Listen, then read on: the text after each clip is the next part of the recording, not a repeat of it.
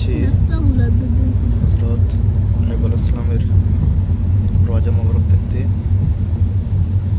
যিনি আল্লাহর একজন নবী ছিলেন এবং যিনি তার ধৈর্যের জন্য সবচেয়ে সুপরিচিত ছিলেন।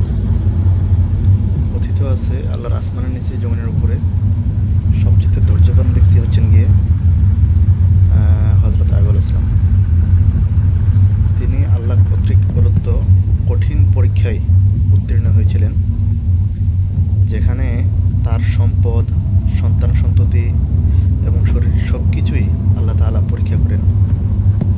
কিন্তু তিনি আনওভারিং বিশ্বাস ও ধৈর্যের সাথে এই পরীক্ষা মোকাবেলা করেন এবং আল্লাহ তাকে আগের চেয়েও অনেক বেশি নিয়ামত দান করেন।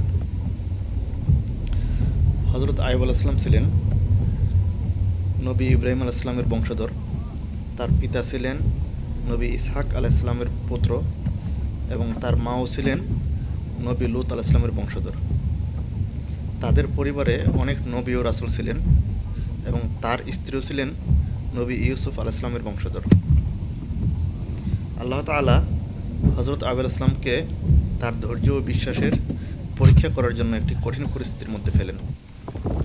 এই পরীক্ষায় তার ধন সম্পদ নষ্ট হয়ে যায়, তার সকল সন্তান সন্ততি মারা যায় এবং তিনি এক কঠিন ব্যাধিতে আক্রান্ত হন, যার কারণে তার শরীর পচে যায় এবং সারা শরীরে পোকার আক্রমণ হয়।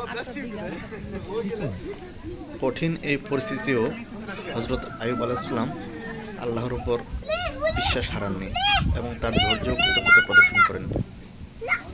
দীর্ঘ সময় পর যখন আল্লাহ তাআলা তার ধৈর্য পরীক্ষা সম্পন্ন করেন, তখন তিনি হযরত আইয়ুব আলাইহিস সালামকে একটি অলৌকিক উপায়ে সুস্থ করে তোলেন। তিনি তার পা দিয়ে মাটিতে আঘাত করলে সেখান থেকে একটি ঝর্ণা প্রবাহিত হয়, যা তার অসুস্থতা নিরাময় করে।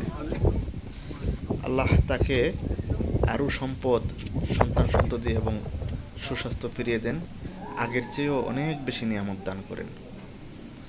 প্রিয় উপস্থিতি, শিক্ষাটা হচ্ছে গিয়ে হযরত আইয়ুব আলাইহিস সালামের জীবন থেকে আমরা যে শিক্ষাটা পাই সেটা হচ্ছে চরম বিপদেও আল্লাহর উপর বিশ্বাস